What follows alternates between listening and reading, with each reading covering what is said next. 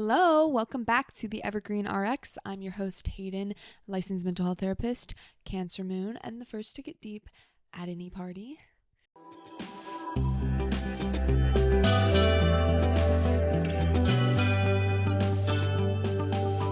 Exciting news, you guys. I'm a fully licensed mental health therapist now. I was an associate and I finished my hours. I dropped that A.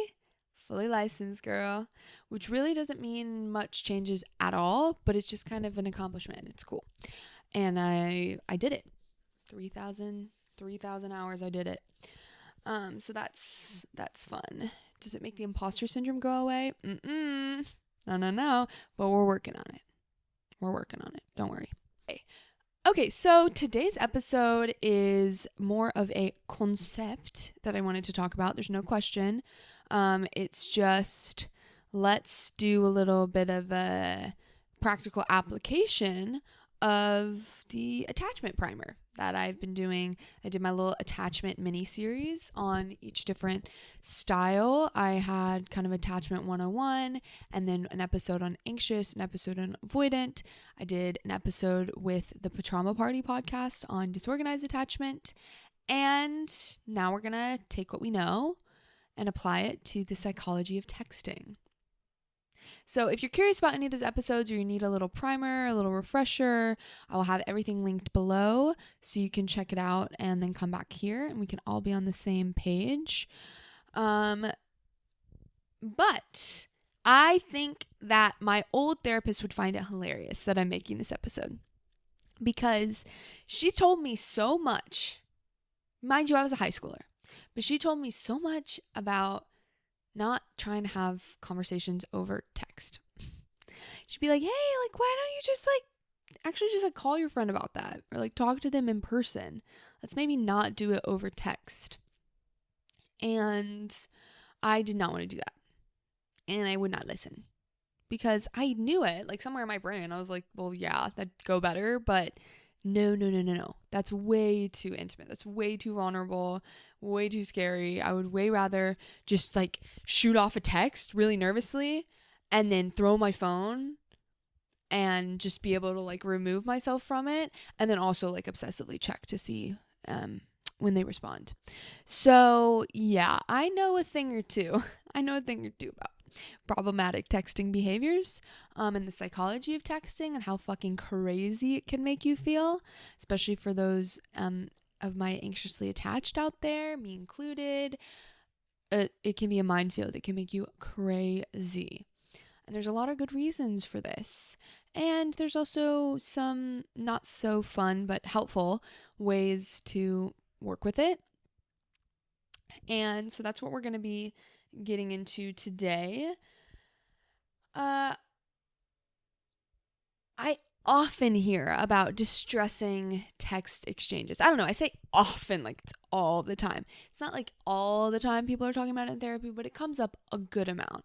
People kind of rereading the text exchange and really important conversations between parent and child or friends or partners happening over text, which is an asynchronous form of communication, which already can cause problems. It can have some benefits, I'll tell you. Asynchronous maybe gives some people time to think and respond. So I'm not going to poo-poo all of it, but it can also cause issues because then we've sent something out into the void. We don't know, is someone on their phone? Have they seen it? Have they seen it and they're ignoring it? When are they going to get back to me? What are they thinking right now? How are they reacting? How did they read my text? Did they read it the way that I meant? Lots to be left up to interpretation. And, that's what can lead to things like people talking about, long silences, waiting a couple hours to respond back to someone that took a couple hours to respond to you. Playing that game, checking, rechecking, picking up your phone, putting it down, picking it up, putting it down, having the sound on, but still checking because you think maybe it didn't make the notification sound and they did text me back. Hello, anxious attachment. Ignoring messages completely. Hello, avoidant attachment. Or over texting multiple times. Hey, are you okay? Are you okay? Are you mad at me? Why haven't you responded? Maybe you don't say that, but you want to say that. Maybe sometimes you do say it. or under texting, going long periods of time. Oh, hey, sorry, I was busy. And so as we can tell, this is not a fun place to be in as the recipient or the sender in these cases. And why it's important, besides just the fact that it can make your life less distressing, but why it's important is because we can help reinforce or build our secure attachment or insecure through the way that we communicate with people via the phone. Via the phone. I sound like a fucking boomer.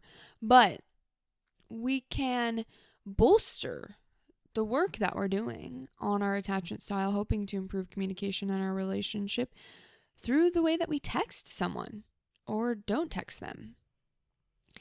And so where's the issue? One is that texting allows us to remain in constant contact with the people in our life, which means that we're always kind of on. The relational system is always checked on. It's activated. And that can be really exhausting, especially for those of us that have an insecure attachment, because what we're trying to do, either by texting too much or not texting enough or whatever, is mitigate the overwhelm that can be caused through these intimate relationships. And so when we're in that, have the ability for constant communication, that's potentially more opportunities to feel rejected or to feel intruded upon, all of these things that we know are triggers to our attachment, and rife for miscommunication because we can't read facial expression, intonation, intention, tone, all these other nonverbal inputs that we don't have when we're texting. And, so we have to fill in the gaps. And for people that are more anxious or disorganized, that can mean, interpreting neutrality as a negativity. I know this one. My mom texts okay. Okay. Any of you guys that are of the more recent generations know okay means you are not happy with them. For my mom, it's just okay. It doesn't mean anything. But every time I see it, I'm like, and I actually told her this and she doesn't do it anymore, which is kind of her, even though it's my crazy thing. But we know, to her, it's just like, okay, cool, sounds good. And she has no clue until we had that conversation. She had no clue I'm interpreting that negatively. And why am I? It is neutral. Some of this stuff has gained kind of colloquial understanding, but not everybody speaks that same texting language. They don't even know that they are insinuating something that they don't mean. Or, maybe someone texts me with punctuation and I'm reading that as they're angry when it's just neutral. You see what I'm saying? So anxious and disorganized are going to do more of that. And people that are more avoidant are more likely to miss cues or ignore them. Any subtext or subtlety will either be missed or ignored. And so that can cause a lot of communication errors. So texting also can imitate intimacy that isn't really there. When you're texting back and forth with someone, and I've had this experience for sure, where it feels like we're really close, that we're really good friends. And then when we see each other, it's like a little bit like awkward, or there isn't as much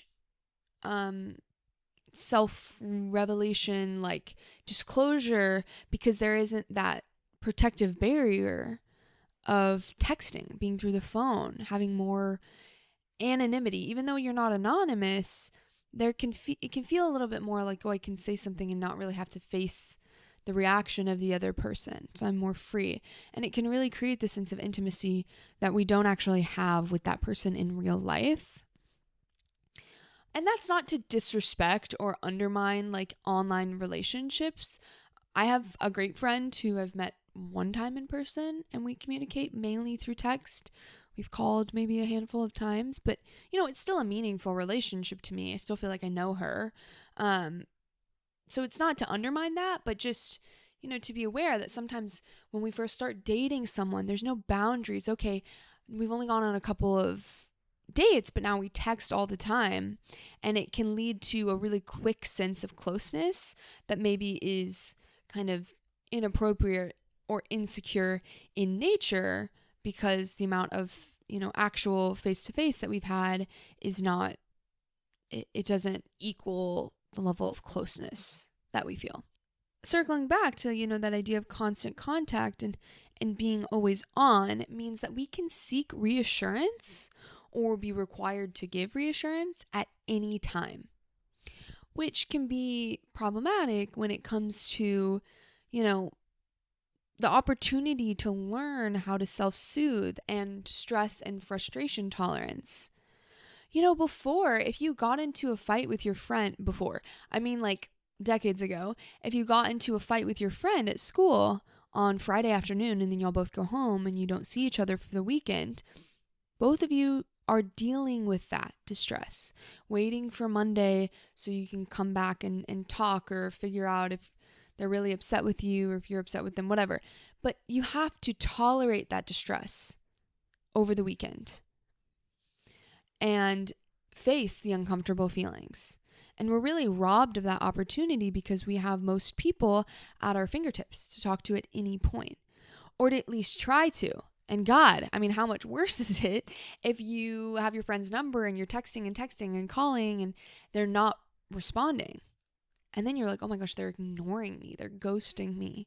It's really bad. So maybe by the time Monday rolls around, you're so worked up that the friendship is really wounded for that reason, when maybe the original conflict wasn't that big of a deal.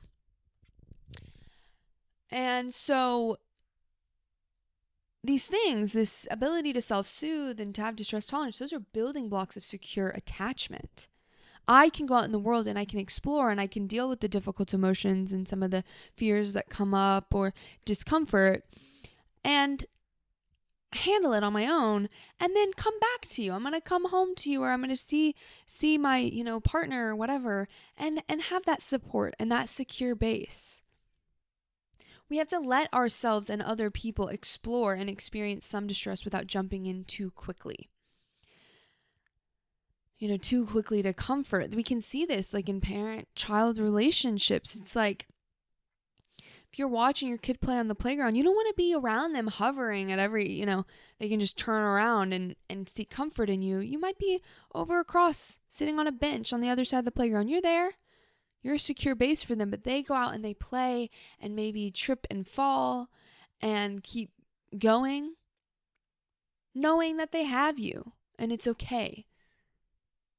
That is a secure relationship. And so, we see this too, or in research, they see this too, that secure relationships, people in secure relationships are actually likely to text less and less as the relationship develops, because they know, they'll be there. I don't have to check in. I don't have to keep that tether, that cord, and test it or push them away. I know that they'll be there and I can regulate even when they're not around. So, what do? Well, you can try other mediums like calling. Hi. Yeah, I know people don't like that. I know I was one of those people. I have gotten past that because it is more efficient. And now I'm officially at that age where I'm like, I'll take the efficiency because I don't want to have to text and I'm driving and I'm running errands or whatever. But research shows that more insecure styles are more likely to have a higher percentage of their methods of communication be texting than secure people, which I think is super interesting, because that texting, like I said, it creates this barrier where like we feel a little bit more safe of, being further removed from the possibility of rejection or being intruded upon. And it creates that false sense of intimacy where, like, if I'm more avoidant and you text me and I just want space, I just don't have to respond. I can leave it. And something about that feels really good. So we can be more drawn to that form of communication to have some sense of safety or control. So you can also kind of non-verbally set the tone, or verbally you can communicate your desires, but you can also set the tone for a slower type of communication. If you start dating someone, just from the beginning, responding in a way that feels natural. You don't have to like force yourself to wait a super long time, but like, you know, you're focusing on other things in your life. You don't check your phone every 5 seconds, or you don't go a whole day without texting someone back, you know, when you're trying to make plans or whatever. Like, setting a tone for communication, you know, if you're more anxious leaning, slower, you're going to have to regulate some of that distress of just wanting to go back and forth. Or if you're more avoidant, maybe kind of getting yourself to respond, to be a little bit more communicative. It doesn't have to be a ton, but a little bit more communicative, because that is what the secure thing to do is.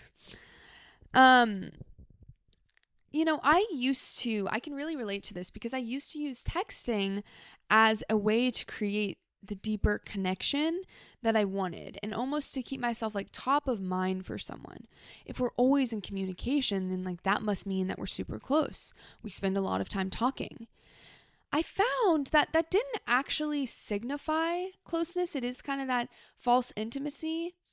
And now, you know, I approach things differently, and I don't try to force that high level of contact, because that was just to soothe my anxiety. You like me, right?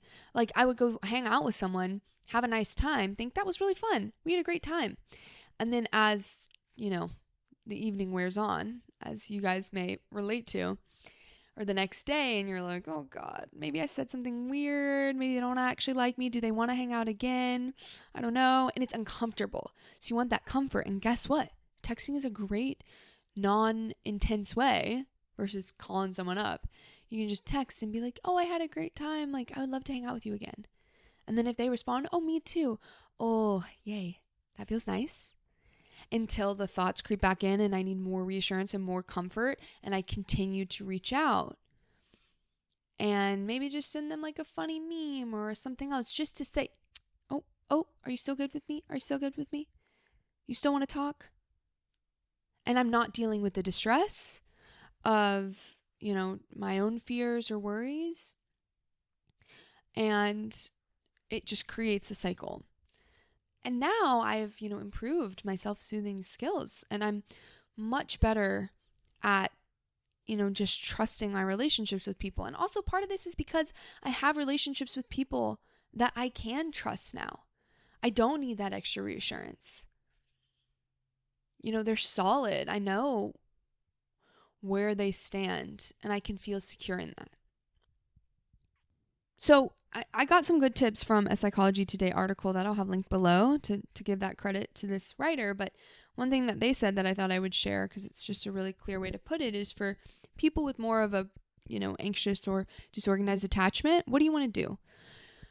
Don't sit by your phone. Don't sit waiting by your phone. I know it's so hard, guys. Like, I totally get it. But try to not wait by your phone. Put it down and learn to regulate and to self-soothe.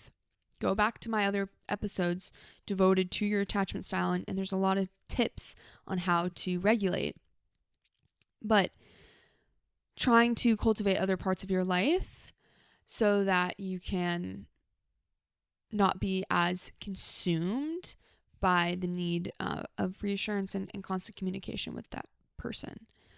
And if you're more anxious, give a response even when you don't feel like it. Or offer to have a phone call or an in-person conversation instead of texting.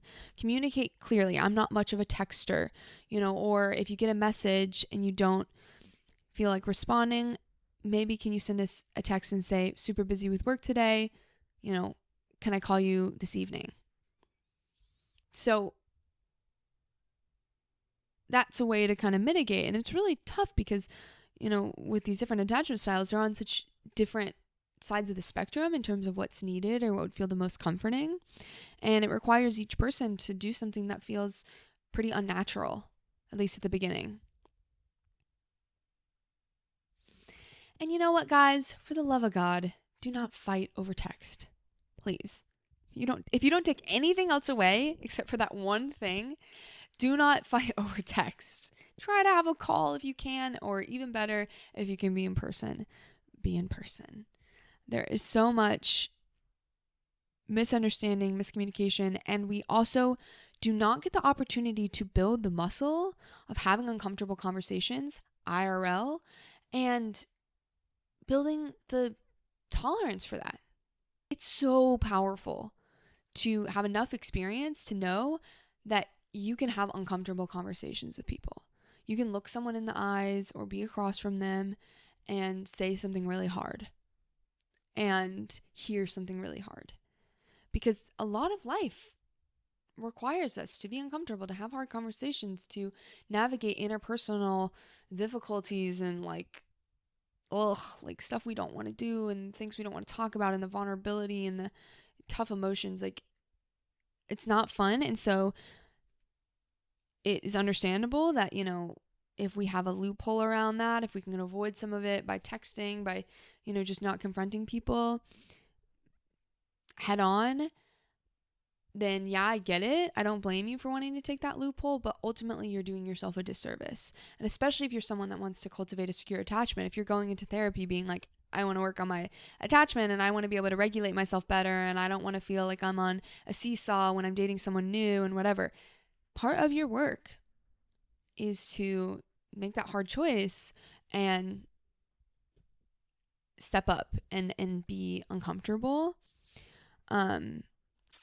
Yeah, and that's what my therapist was trying to tell me for so long.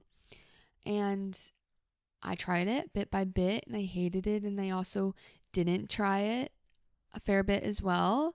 But those little opportunities I did take and the little times I did push myself built on each other. And now I feel much more comfortable and capable to communicate with people in a direct way. And that is such a gift. I love it. My relationships are stronger for it. I feel better for it. I feel much more empowered within myself. And I want the same for you. So if you liked this, go ahead and share it with a friend that you think also might find it fun or helpful. And follow along on the podcast so you don't miss an episode. I post every Wednesday. And you can send me your questions at theevergreenrx@gmail.com, or you can text me at 512-655-9888. I'd love to hear from you. And I'd love to hear your thoughts on this episode. If you found something helpful or not helpful, I'm open to it all. And I'll see you guys next week. Bye.